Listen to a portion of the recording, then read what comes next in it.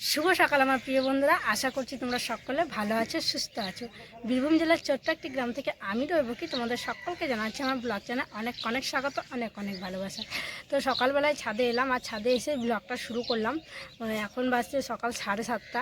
তো বাবুর কিছু ভিজে কাঁথা ছিল, সেগুলোকে মেলতে এলাম। আর হচ্ছে গিয়ে আমি ঘুঁটে দিতে গেলাম, কিন্তু দেখছি লালির গোবরগুলো এত শক্ত। আর কদিন থেকে তো ঘুঁটে দেওয়া হয়নি, কারণ বিয়ে টিয়ে গেল, বৃহস্পতিবার গেল বলে দেওয়া হয়নি। মানে রোদে পড়ে থেকে ঘুঁটেগুলো একদম শক্ত শক্ত হয়ে গেছে, এগুলো আর মাখা গেল না আর কি ঘুঁটে দেবো।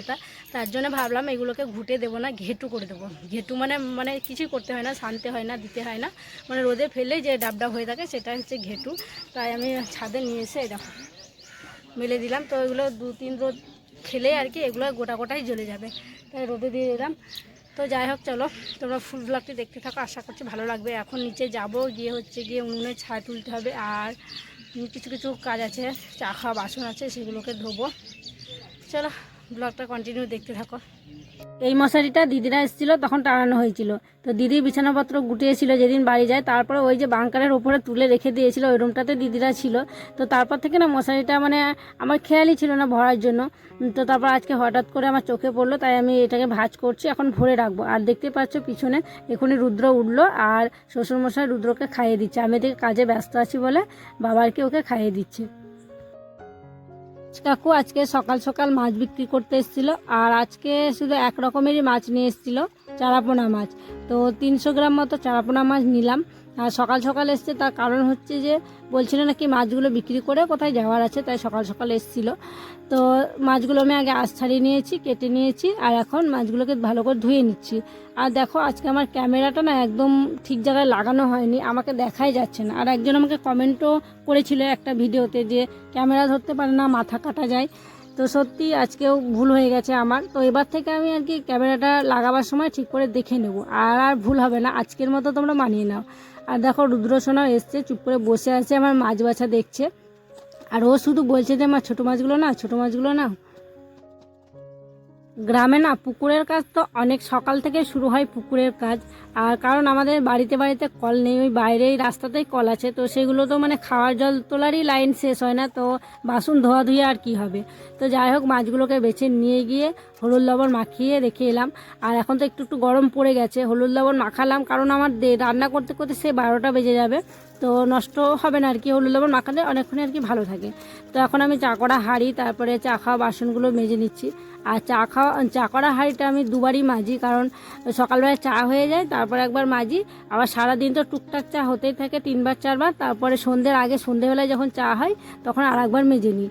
তো চলো এবার মাজা হয়ে গেল, আমি এখন বাসনগুলোকে ধুয়ে নিই।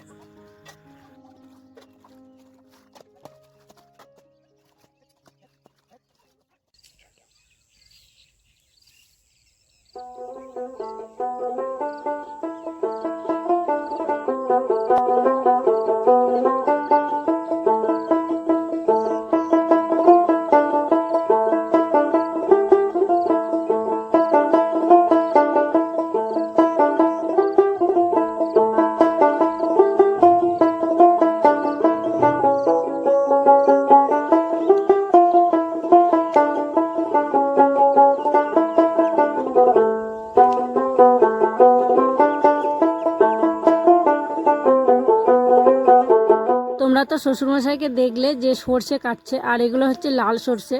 আলুর জমিতে যে কটা সর্ষে হয়েছিল, তো সেগুলো মানে তখন পাকেনি বলে আলুগুলো তোলা হয়নি, আর সর্ষেটাও কাটা হয়নি, সর্ষেগুলো পাকেনি বলে। তো এখন পেকে গেছে, কেটে নিচ্ছে। আর আলুগুলো রুদ্রবাবা একটু পরে এসে তুলে নিয়ে চলে যাবে। আর আমি এখন পেঁয়াজ কুলি তুলছি, হাতে গোনা কয়েকটা কি পেঁয়াজ কুলি আছে, খুব আর কি মানে খুঁজে খুঁজে নিতে হচ্ছে, খুব একটা নেই। কালকে শ্বশুরমশাই কয়েকটা নিয়ে গেছিলো, তো সেগুলো রান্না করলে আর কি কম কম হবে, একটু অল্প অল্প লাগছে। তাই ভাবলাম আমি স্নান করার আগে যাই, দিয়ে তুলে নিয়ে আসি। তো কয়েকটা পেয়েছি, এটাতেই হয়ে যাবে। আর শাড়ি পরে আর বেশি ঘোরাঘুরি করলাম না, কারণ শ্বশুরমশাই বারণ করছে যে শাড়ি পরে নেবো না। আর পেঁয়াজের এই ডাঁটাগুলো না খুব নরম পটপটে টাইপের, একটু ধাক্কা লাগছে কিনা শাড়িতে মট করে আর কি ভেঙে যাচ্ছি। তো দেখো এই কটা পেলাম, তো এটাই আজকে আলু দিয়ে পেঁয়াজগুলি দিয়ে ভাজা করে নেব। তো এখন বাড়ি যাই, বাড়ি গিয়ে স্নান করতে হবে, পুজো করতে হবে।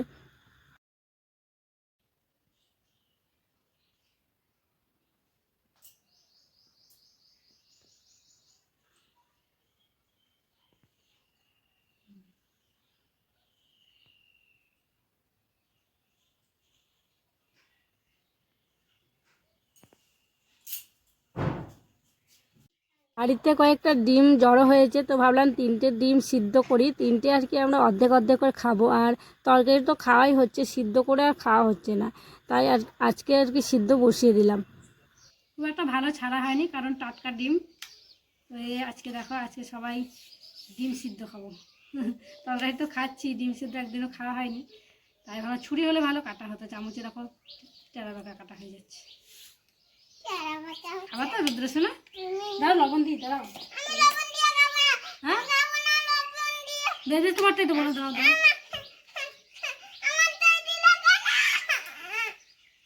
দিনি দিনি ঠাম্মিকে দিই, ধরো।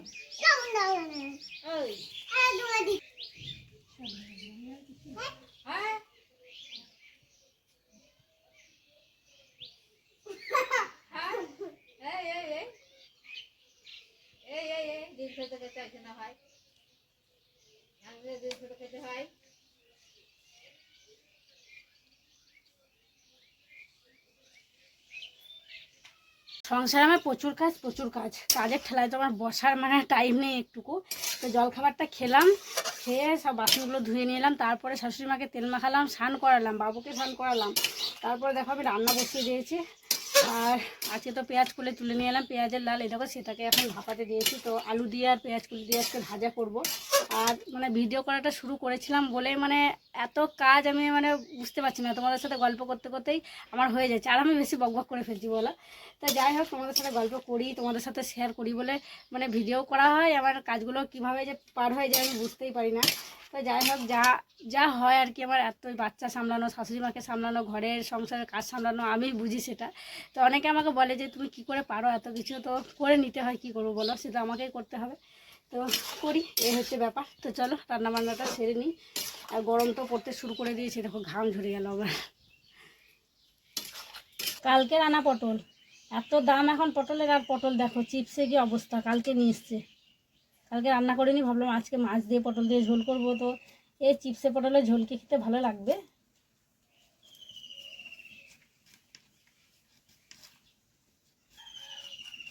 খোসা ছাড়ানো যায় না, এত চিপসি হবে। আর এদিকে ছেলের কাণ্ড দেখো, পিপির সাথে গেছে, গিয়ে মাটি তুলে নিয়ে এসছে পুকুর পাড় থেকে, তারপরে বক্স বানিয়েছে। আর চারিদিকে শুনছে তো যে বক্স বাজছে বড় বড়, তারপরে মিউজিক হচ্ছে, ডিজে গান হচ্ছে, তো সেটাকেও কপি করার চেষ্টা করছে।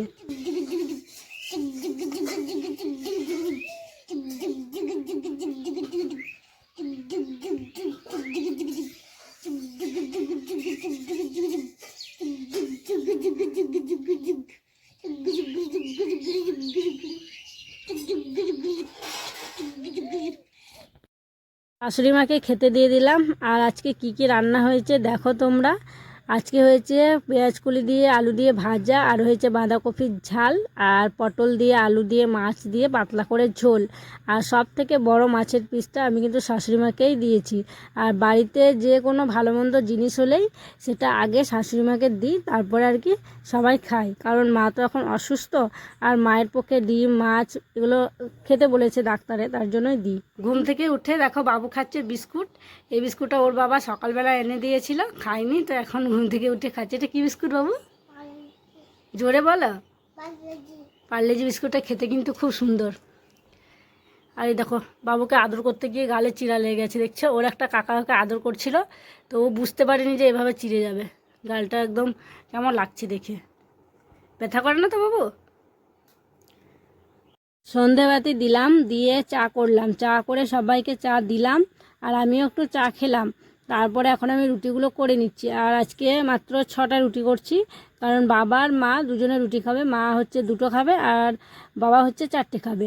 তো দেখো রুটিগুলো খুব সুন্দর কিন্তু ফুলছে, খুব সুন্দর ফোলে কিন্তু রেশনের আটার রুটিগুলো, আর আমরা রেশনের আটারই রুটি খাই। সারাদিন তো অনেক কাজ করি, অনেক খাটাখাটনি হয়, তো দিনের শেষে না এভাবে স্বামীর বুকে মাথা রেখে ঘুমে যে কি শান্তি কি আরাম তোমাদেরকে কি বলবো। আর সেভাবে তো আমাদের মানে দুজন দুজনাকে ভালোবাসাই হয় না, সময় দেওয়া হয় না, সারাদিন তো এ কাজ ও কাজে ব্যস্ত, ও ওর কাজে ব্যস্ত, আমি আমার কাজে ব্যস্ত, মানে সারাদিন তো ঝগড়া হতেই থাকে, দুজনের কাজে এমনিতে তো ব্যস্ত। আর আমি যদি ওকে কিছু বলে রেগে যাই, ও যদি আমাকে কিছু বলে তাহলে আমিও রেগে যাই। তো এমন করে আর কি চলছে। তো সত্যি এই সারাদিনটা যাবটে বটে, যা গেল গেল, ঝগড়া ঝাঁটি মারপিট, কিন্তু রাত্রেবেলা এই যে এইটুকু সময় স্বামীর কাছে থাকি সেটাই অনেক শান্তির। তো এইটুকু থাকলেই আর কি ভালো থাকা যাবে। তো তোমরা আমাদেরকে আশীর্বাদ করো, আমরা যেন দুজনে খুব ভালো থাকি, হ্যাপি থাকি, সুস্থ থাকি। তো চলো বন্ধুরা, আজকে ব্লগটা এখানে শেষ করছি। তোমরা সকলে ভালো থেকো, সুস্থ থেকো। আর আজকে ব্লগটা কেমন লাগলো অবশ্যই কমেন্ট করে জানিও। আর আমার চ্যানেল নতুন হয়ে থাকলে চ্যানেলটিকে সাবস্ক্রাইব করে আমার পাশে থেকো। Good night.